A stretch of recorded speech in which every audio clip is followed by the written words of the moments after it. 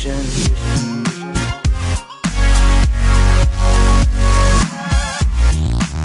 Would be about 10 times the mass of Earth. They believe that this planet is moving in resonance with a bigger planet that is somewhere between Mars and Jupiter in size and would orbit 200 times the Earth's distance from the Sun. But can we ever conclusively confirm the existence of these two planets? Well, Scott Shepard at the Carnegie Institution for Science had this to say. As there are only a few of these extremely distant objects known, it's hard to say anything definitive about the number or location of any distant planets. However, in the near future, we should have more objects to work with to help us determine the structure of the outer solar system. So there you have it. Time will tell. Corey Powell's editor-at-large, Discover Magazine, here to look at these images. Nice to see you, Corey. Yeah. What is this? Weather map on the sun. You'll notice part of the sun is missing. So this is a picture of the sun in ultraviolet rays. What you're seeing is this is 3.5 million degree plasma erupting from the surface of the sun. This part that's missing, the reason it's dark, is that whole chunk of the sun basically ripped off, blew out, and is coming our way at about 2 million miles an hour. Our way. Our way. Here's what's going on. Scientists are saying spacecraft sees a giant hole. They call it a giant hole in the sun. Well, here's what it does. Let me show you a picture.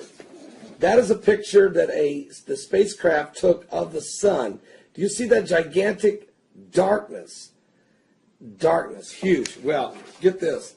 The Space Telescope aimed at the sun has spotted a gigantic hole. It's not a hole. You don't have a hole in the sun. You have darkness. The sun is turning to darkness in a certain spot in the sun. Huge! Now, the Space Telescope aimed at the sun has spotted this gigantic hole in the solar atmosphere. This dark spot that covers nearly a quarter of the sun, a fourth of the sun has turned to darkness. Now, it's spewing out solar material and gases into space. This so-called corneal hole over the sun's north pole came into view between July 13th and the 18th and was observed by the Solar and Heliospheric Observatory. NASA released this video of the sun hole, they call it, showing a region as a vast dark spot surrounded by solar activity.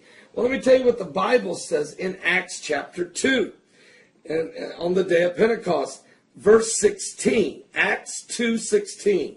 But this is that which was spoken by the prophet Joel. And it shall come to pass in the last days, saith God, that I will pour out my spirit upon all flesh, and your sons and your daughters shall prophesy, and your young men shall see visions, and your old men shall dream dreams, and on my servants and on my handmaidens I will pour out in those days of my spirit, and they shall prophesy. And I will show wonders in the heaven above and signs on the earth beneath, blood and fire and vapor of smoke. The sun shall be turned into darkness, and the moon into blood, before the great and notable day of the Lord come. And it shall come to pass, I love this next verse, that whosoever shall call upon the name of the Lord shall be saved. Wow, that is exactly the time we're living in. Now get this, we got the comet Ison coming on November 29th. It'd be the brightest star in the sky. It'd be the brightest star in the sky since the Star of Bethlehem. It will be so bright that you'll probably see it during the daytime. It'll be brighter than the moon. Not as big as the moon, but brighter. What? And as that star comes, the last time we had a star this bright was the Star of Bethlehem, telling us that a king had come. Is this star telling us that a king is coming again? Also, there will be dust that will be, it's called comet dust, that will hang up 50 miles from the Earth's surface, illuminating the clouds for 40 days. That's what NASA's telling us. Are you serious? Then we're going into a blood moon. 4 blood moons over Jerusalem. And while this is all going on, they're talking. The peace talk started today. The peace talk started today on this July the 30th, 2013. And oh, by the way, also today, there was an earthquake in Mexico. You say, so what? There's earthquakes everywhere. Yeah, but wait. In Palestina, Mexico, Palestine. The very day they sat down to talk, an earthquake not far from Washington, D.C., Mexico, hits a little town called Palestina, Mexico. What? 5.4. And the sun, 1/4 of the sun, has become dark. How long that will stay, I don't know.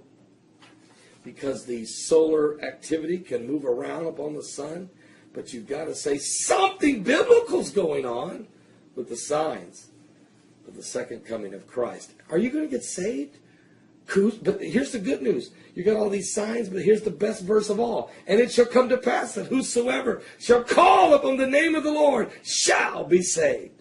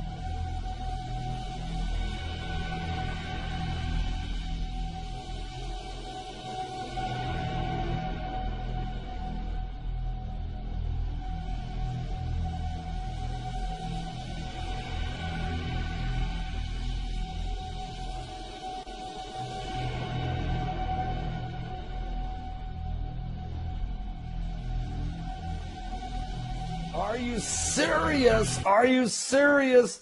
There's a huge gaping hole in the sun's atmosphere. It just opened up out of nowhere today, and it's facing the earth, sending dangerous solar winds and UV rays right at us. Matter of fact, here's what they're saying on spaceweather.com. They're saying this large sunspot is growing in the sun's northern hemisphere. Only 24 hours ago, it didn't exist. Now the active region sprawls across more than 70,000 kilometers of solar terrain and contains at least 2 dark cores as large as the Earth. Now, the potential for this is, of course, very enormous and very dangerous. A canyon-shaped hole in the sun's atmosphere facing the Earth, and is spewing streams of fast-moving solar winds toward our planet. according to NASA's Solar Dynamic Observatory in the last 24 hours. This is a coronal hole, and this coronal hole is in a vast region where the sun's magnetic field literally opens up and allows solar wind to escape.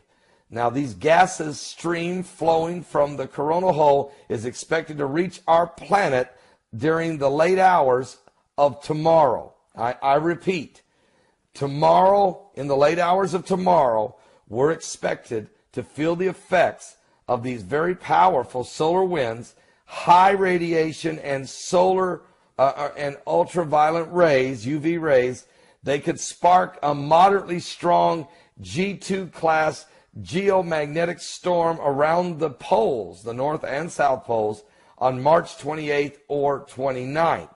We're going to start to feel the effects of this, though, by late tomorrow evening. So we need to keep your eyes open on this, folks, as it is certainly come out of nowhere, and it caught everybody off guard. Now, meanwhile, today, in just a little bit, there's going to be an asteroid that's going to go whizzing by, and when it does, it's a pretty good sized rock. It's called, the name of this asteroid is 2017 FL63. That's 2017 FL63. This thing is 27 meters, okay? So we're talking, about 80 some feet rock. That's a pretty big rock. I mean, if that thing was to hit the earth in deep impact, way stronger than what hit in Russia, in Siberia, February of 2013. It's about 3 times bigger. So I'm telling you, we don't want this to happen. It's not going to hit us. But again, how many days in a row are we going to have a near-Earth object? Well, guess what? Tomorrow you get two asteroids tomorrow. The name of them are 2017 FF3 and 2017 FK3. Both of them, one's 18 meters in size, the other one's 26 meters in size. They're not going to hit us, but once again, the increase in asteroids and meteors and the danger, we're in the danger zone. I mean, we really are. We're in a galactical plane in these last days. So we got solar winds coming our way, geomagnetic storms, very possible. Watch your power grids out there, and radio waves could be affected, and satellites could also be disturbed. And while that's going on, you got to keep ducking almost every day. An asteroid is coming your way. Are you serious? Are you saved? What? Yes. Get right with God, because we are living in the last days, and there's going to be 2 deep impacts. They're going to happen. Revelation chapter 8 tells you that. Catastrophic event is about to take place in a matter of days. I'm strongly urging everyone to take what I'm about to tell you very seriously. If you do not understand what I'm saying, keep watching till you do. Because if you turn away from this video, you will regret it dearly. The earth is being rocked with a strong magnetic pulse that is devastating all the beings in it.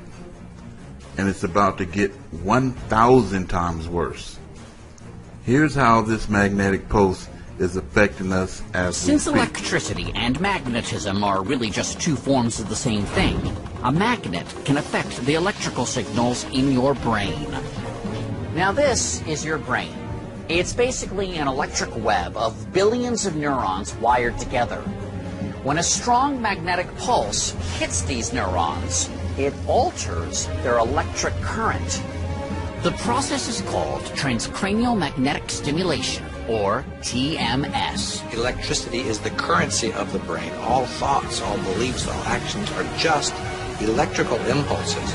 And so TMS, we're actually able to get in there and influence the currency of the brain focally and non-invasively. The stronger the magnetic pulse, the deeper into the brain it goes. And by adjusting the pattern of the pulse, you can change the way that part of the brain functions. You can turn a part of the brain up or down, or temporarily turn it off, or temporarily turn it off, or temporarily turn it off. This magnetic field is having an effect on Earth as we speak. These cars are being lifted in the air due to this magnetic field. And you and everything you know will be lifted in a moment. You hear a lot of people talking about the rapture, and you're trying to understand what are they talking about. Rapture, lifted, you know. It's a magnetic pulse from a planet that is coming, and I'm going to explain a little bit to you about this planet that is coming.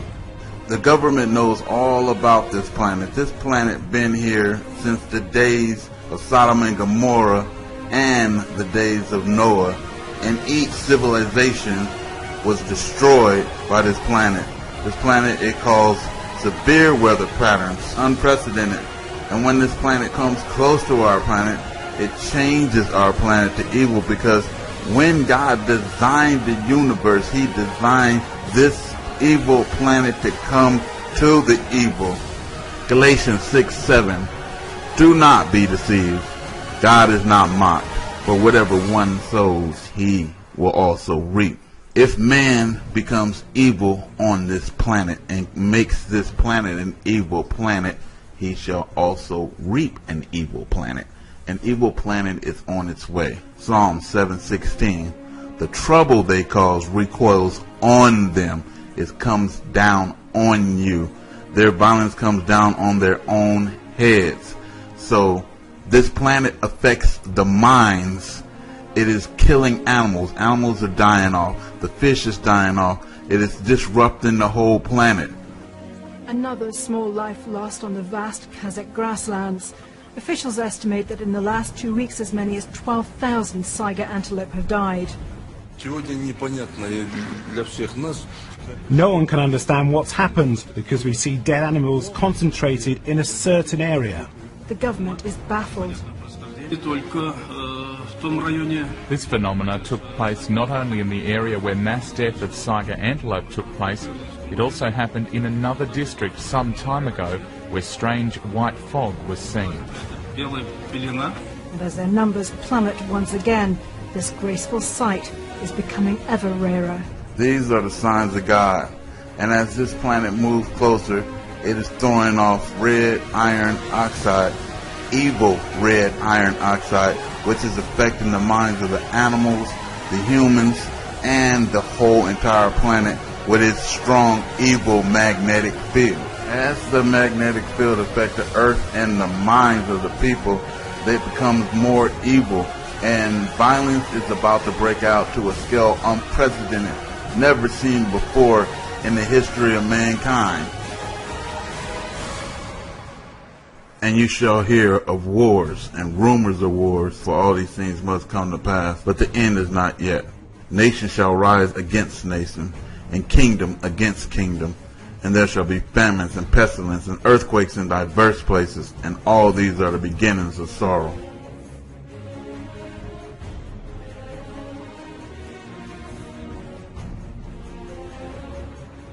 Coming at you live from Gilbert, Arizona, Southeast Phoenix. This is unedited footage of the sunset. Are you serious?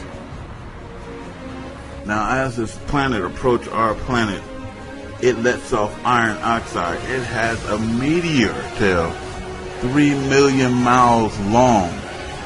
And this meteor tail, every time this planet turns and swerves and goes around something, it spreads out like wings. And those wings will be a sign of the return of Christ. It will be a sign. And I just said it, what it's going to be, a sign. Those wings are going to spread out, and it's going to have a long tail, and it's going to look like Jesus Christ on the cross.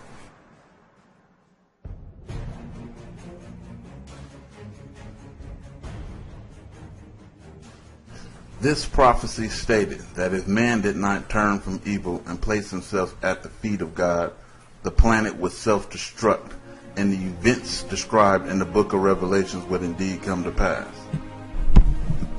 This is your final warning. If you did not hear anything that anyone has been telling you, at least hear this. Your doom is coming. The planet will be rising.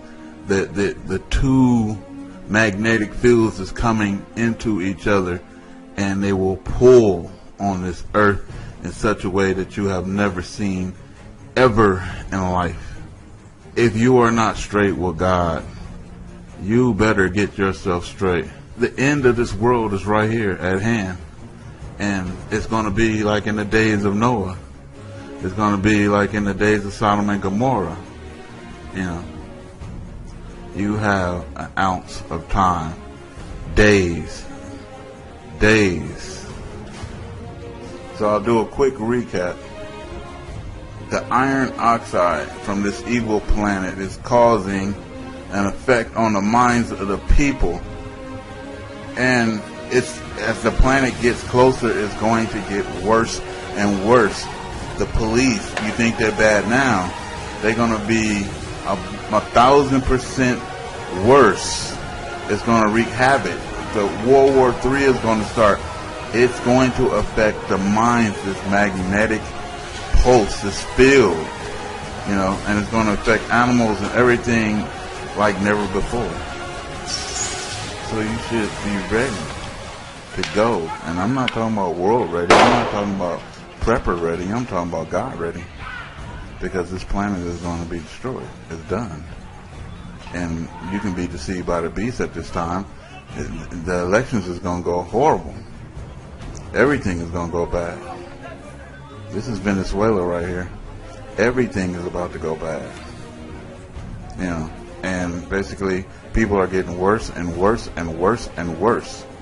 And just think about people who are already on mental medications.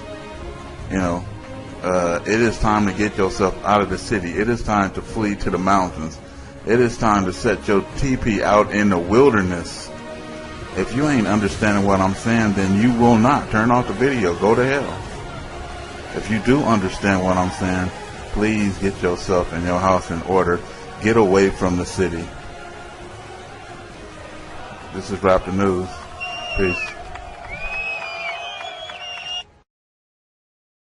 Dependent military families, the husbands and wives of the men and women in the military, has begun conducting briefings for dependents.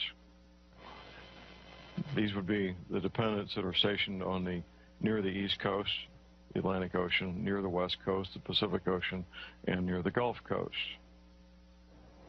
At these briefings, they're being told the following, that there's this planetary-sized object called Nibiru that's coming into our solar system.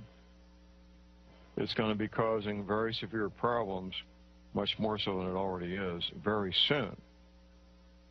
And that they're being put on standby to bug out.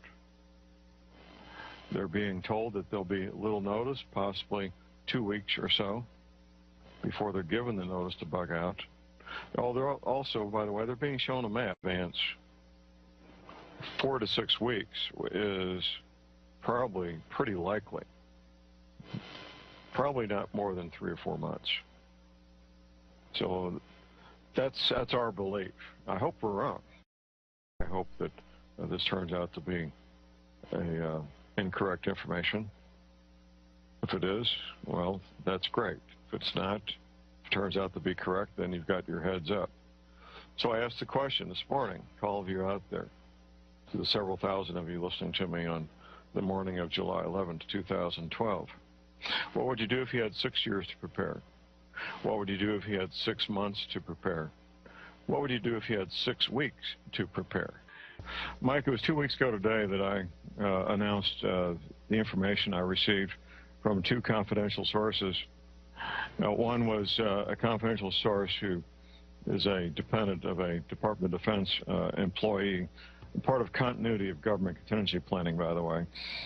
Not all DOD and not all government employees are part of COG, continuity of government contingency planning. Anyway, at this briefing, which they had to sign a non-disclosure agreement before the briefing began, they were told that they were being put on standby for evacuation, that they may get as much as 2 weeks' notice, they may not, and they started telling these dependents about Nibiru, Planet X, and how this planetary-sized object was going to cause massive flooding on all coastal areas. The map they were shown is very similar to the map of my DVD. I need to get a copy of that to you, by the way, Mike, if I haven't. And that was pretty much it for that source. The second source is in the Department of Homeland Security, and that source basically confirmed what the first source said without going any further on that. And then the following day, or the same day, I should say, you came up with your own sources, Mike, and why don't you tell us about those? Well, the source that first told me about this, and I've been doing some digging since then, but the source that first told me about this is a director-level individual for a foreign intelligence agency that I have occasion to speak with now and then. And what I was told, and I was told this probably maybe 60 or 90 days ago, and I didn't put a lot of credence in it at the time, but as I've researched, I have to put more and more credence in it. And as a qualifier, I have to say this up front, that, you know, perhaps this is being floated as disinformation, earthquakes, tsunami-level flooding in coastal areas. Now, since that time, I've done some more digging, and I spoke with intelligence sources within the U.S. who not only confirmed that, but added some more fuel to the fire. And one of the things is that this object is coming in at an extremely high rate of speed. And what the other concern is, besides just the near passage, is that as this thing passes through the asteroid belt, it's going to disturb the orbit, the stable orbits of many asteroids that are out there that are orbiting, and be like a cue ball on a billiard table and send these things going helter-skelter in every direction, so that no one knows where they're going to end up and what their ultimate destinations are going to be, and that we may be living with after effects of this for a number of years into the future. Absolutely. And then you had a second source, I understand, as well. Well, the second source was the one within the U.S. government. There was another, my primary source was from a foreign intelligence agency. Right. Well, the distance that you described, 10 times the Earth is about 24,000 miles in diameter. So 10 times that would only be 250,000 miles. That's about the distance of the moon, by the way. Yeah, that's close. And I've been told that the size of this object could be as big as the moon. Could be. It is being tracked currently, and the primary tracking station is that large dish in Puerto Rico, I believe it is.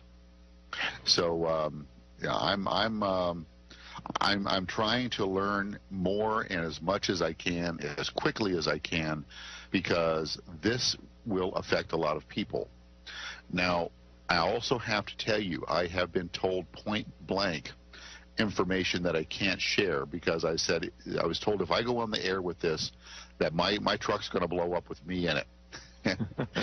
And okay. You know, and mostly what that has to do with the high rate of speed it's traveling at, and how it achieved that high rate of speed. You know, the term slingshot comes to mind. Right. So, well, when this thing comes into our solar system, Mike, it comes up. It's coming from the south, by the way, and as it gets deeper into our solar system, approaching our sun, it picks up speed. Does a loop-to-loop around the sun, excuse me, where it slows down and then starts picking up speed as it goes back out. Now, the size you're describing is not the size I've been hearing forever for the 10th planet. This sounds like something far smaller. Our moon is a fairly small rock compared to the size of Planet X or Nibiru. So I'm a bit confused on that. I have been told also that Nibiru, or the 10th planet, has a debris field about 250,000 miles wide, which would put us well within the debris field if it's coming that close. Well, John, I have to be honest here, and I don't know what I don't know. And I'm having a hard time discerning what is real information from what is disinformation. Right, right. Because that's one of the things that the powers that be will do, is they will give you bits of information, but they'll also give you bits of disinformation. Right. And so it's up to us to use our own discernment to try to determine, hey, what's real and what's bunk. And I'm struggling with this. I have to be very honest. Well, the quant, and I've described this live on the air. I know you typically don't listen to my show because you're trying to get ready for your own mic, but typically what I do with this is, first of all, I describe the quandary that I find myself in, and I think you find yourself in also. We come across information like this from reliable sources that don't know each other. If it's true and we don't report it, then we could be directly responsible for a lot of lives being lost. If it's not true and we report it, well, then we get some egg on our face and life goes on. What I'm doing, Mike, is encouraging people to look at these dates as a opportunity for a training opportunity for us to evaluate our prudent preparedness, develop a plan A, a plan B, maybe even a plan C, to be able to evacuate if we live on a coastal area and be able to have a safe haven to go to. The dates of August 17th and September 26th may or may not be the accurate dates on one hand. On the other, the scientists I work with, and I work with a number of scientists, they're all in agreement that, yes, this thing's coming. And when it does come, it's going to cause massive flooding in all coastal areas. As you probably know, Mike, I've debriefed about 24 Navy veterans who were at the classified briefings, telling them that during their lifetimes this coastal flooding would occur. So I agree with you. It's a quandary. It's something that we need to encourage people to do their own research, to achieve their own level of discernment, and make decisions based on the knowledge that they gain. Well, John, if worse comes to worse, it may be a good time to take the family on a camping trip and just be away from any large urban areas at all, because if something of this magnitude occurs, there's going to be mass panic. And when that happens, your freeways are going to be like parking lots, and you're not going to be able to get away. You're going to be stuck where you are. Temperatures are going to flare. People are going to become desperate. And it might not be a bad time to take advantage of a national park somewhere. Take the family out camping. Be prepared. Take as much stuff as you can. That's useful, utilitarian to you, and just be somewhere else. If you've got yourself a cabin or a vacation home, or you own rural property someplace, then better yet, you might, like I said, you may just want to be out of the cities. Well, and you're right. Turn it into an enjoyable occasion, like you said, a training exercise, if you will, so that you at least minimize the risk and you don't get yourself caught up in a massive urban situation, where you're sitting on a freeway and you can't move because it's bumper to bumper, and the cars around you are running out of gas because they've been sitting there for 10 hours idling. Right. Well, I've talked occasionally, I did recently, about the aerial photograph of Houston, Texas, when people were trying to evacuate when that hurricane was headed that way. I counted the lanes up that weren't moving all in one direction. I think it was 12 or 14 lanes, interstate highway and outer roads. It was amazing, an amazing, very scary photograph. Mike, we got a caller here. James from Fort Worth. Good morning, James. Hey, guys. How y'all doing? Good. I was wondering, is there anything to be looking for through other organizations, maybe the Navy around their naval bases in Norfolk and so other places, like just a sign that they're like moving everything out, getting it away from the shores? I was wondering if there's anything along those lines that maybe we could look for to give us a little bit of a heads up. James, the Office of Naval Intelligence, ONI, have been evacuating their people from coastal areas for a while. The CIA and National Security Agency began in 2005 to evacuate their people to Denver. So there's not much you're going to see, because all the people who are part of continuity of government, the majority of them anyway, have already left the coastal areas. Yeah, well, I've got a sister over there, and she's in North Carolina, and so I was just wanting to, because Is I've she been east watching. or west? Is your sister east or west of the Blue Ridge Parkway? She's east, and Well, the U.S. Navy, James, the U.S. Navy, not John Moore, the U.S. Navy says the East Coast will take damage up to the Blue Ridge Parkway, which is 100 miles from the ocean. yeah. She's literally right on the beach. She's got beachfront. Oh, there you go. Yeah.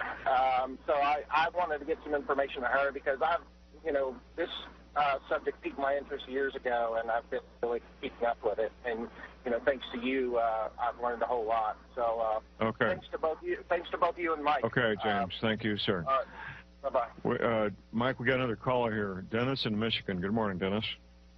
Good morning, John and Mike.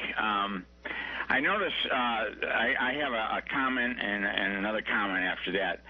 I noticed that the dates between August 17th and September 26th is exactly 40 days and 40 nights. 40 nights. 40 nights. 40 nights.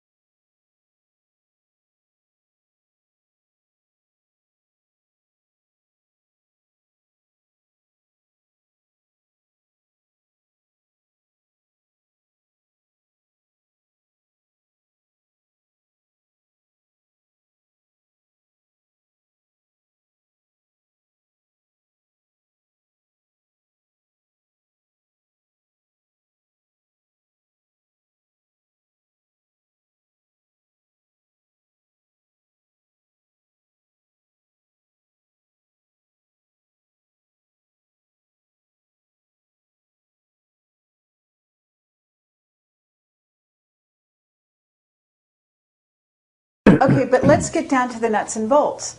The stock market is crashing. Mm-hmm. You need to invest in gold and silver if you want to stay alive. The stock market was rotten to its core. Absolutely. But are you telling people to leave, to go to South America? No, What's your advice? I'm telling people that you're in for some difficult times. And I say this in my presentations. I jokingly look at them and say, you're all doomed. There's not a one of you that's going to be around 100 years from now. You're doomed. So to hell with it. Enjoy the ride. No, I tell people who are interested in listening for whatever it is I have to say, that you're in for some difficult times. It's going to happen. There is no way to avoid it. We cannot go on as we were because some of our systems were rotten to the core. And our banking system, the insurance programs, all of that, stock market, Wall Street, those guys were absolutely rotten. The housing industry? The housing industry. That was bound to fail. You talk about a bubble? It was bound to fail. It had to fail. Well, I'm glad it failed. Hope to hell that they learned something from it. No. Okay, but are we talking about martial law in the United States? I mean, what are we talking here? You're talking about a time when you may have martial law. It's only one step away. You know that the authority has been given to the president to declare it. Right. The Congress gave that authority to the president years ago. I've even lost track of how long it's been. But anyhow, all the president has to do, whoever he may be, and that doesn't matter much anymore either. Because one nitwit is very much like the other. You have a national emergency and it's declared. Right. Boom. Martial law. You declare a national emergency, which has not been declared yet. Right. But we're right on the edge of it. Right. And you're going to have martial law. Okay, but we don't have an election, right? Well, you're thinking about an October surprise. I have no idea. I'm asking you. Well, I don't know about that. I'm not sure it'll happen in October. I suspect it may occur within the next year. But I don't know. I haven't had any dreams. My dreams have been pretty fascinating recently, but none of them have been terribly troubling. And I know this is all happening. It's going to take place. It's inevitable. It's been orchestrated. The Illuminati do exist. They are in power. They've been in power for years. They've been demonstrating that power ever since 1913, when he created the hell is it, this banking system? The Federal Reserve. Federal Reserve, yeah, which is a private corporation.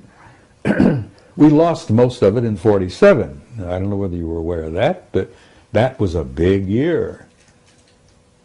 National security became everything. It became the member of the triad. 47, we declared, we made the National Security Agency.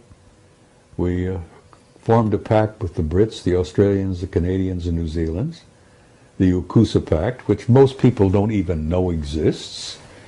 The UKUSA crowd, all of us, Britain, US, Canada, New Zealand, Australia, are all like this. Whoever's in the White House and who's ever at Buckingham Palace, it don't matter. All right. The power behind the scenes has been running this damn thing since 1947. And Ike saw it, scared the hell out of him. He met the Anunnaki, that scared the hell out of him. So they're pulling our strings now like they always have. Okay.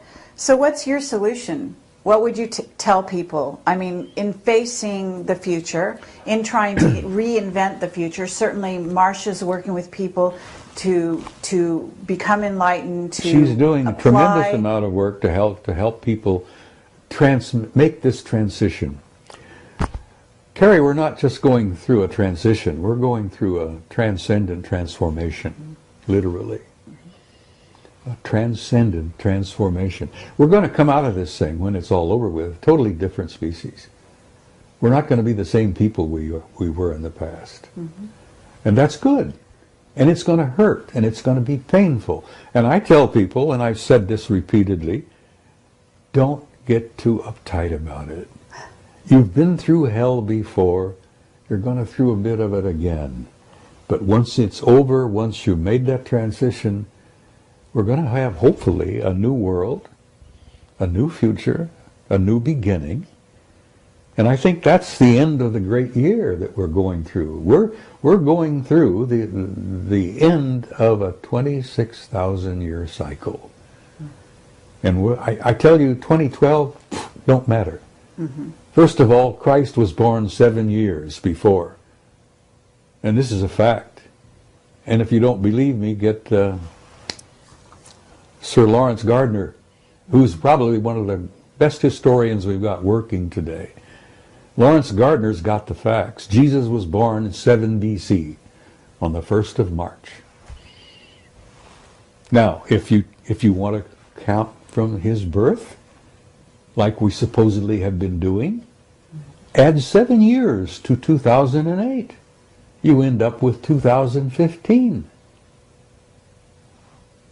That's pretty close to what so you're saying we're actually in the year 2015 now? No, we're in the year 2015 right now. Right. So yes. That means that Nibiru, when you say it's coming in 2020, is actually due in about 5 years. Probably. So we're looking at 2013 by our calendar. Well, no later than 2017. I'll throw 2017 out. Okay. And you can take that to the bank. 2017. Now, okay. That'll give or take a year or two, because the celestial mechanics, they haven't really worked it all out yet. We've got computers you wouldn't believe, but they're still trying to feed in some of the data. So is one of the remote viewers, you're in touch with Ingo Swann? I haven't been in touch with Ingo for some time, but Carrie, I've been doing some remote viewing. Right. I've even had a couple of out-of-body experiences. Mm-hmm. I've been doing a lot of meditating. When you step into that world, there is no time. Mm-hmm. And you can talk to anybody, everywhere, all at once. And now, that sounds silly to anyone who doesn't understand what I'm trying to say. Mm-hmm. When you step into that realm of timelessness, and you remote view, and you step out of your body, and you go into altered states, and you meditate, you're in a timeless, infinite reality that people communicate. You'd be shocked and amazed at the wealth of information that's out there just to tap into. The old ones used to talk about the Akashic record. Mm-hmm. It's real. It's real. And it isn't just about the past, because, Carrie, there is no past. Nor is there a future. There's only an eternal now. And a physicist sitting here in this room would say balderdash, because they wouldn't grasp for a minute what I'm trying to talk about. But old Ingo would. Yeah, absolutely. Well, I've been some of those places myself that you're talking about. I knew it, you see. And so I have to say you're absolutely right. And it's incredible pleasure for us to hear this from yourself. And I would like to, at this time, just open the floor and say, is there anything that we haven't covered here that you would like to talk about? And then, of course, we would also like to invite Bill to ask you some questions. We've danced around on a whole bunch of things for the last hour. I enjoy it. I enjoy chatting with you two guys. You're pleasant people. Mm-hmm. As I say, I'm an old codger, and you plug me in and turn me loose. There's no telling where I may end up. I've been around 79 years this trip. I've made a dozen or two previous trips, which amazingly I remember quite a bit about.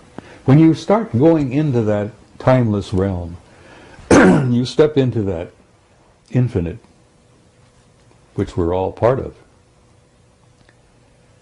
of.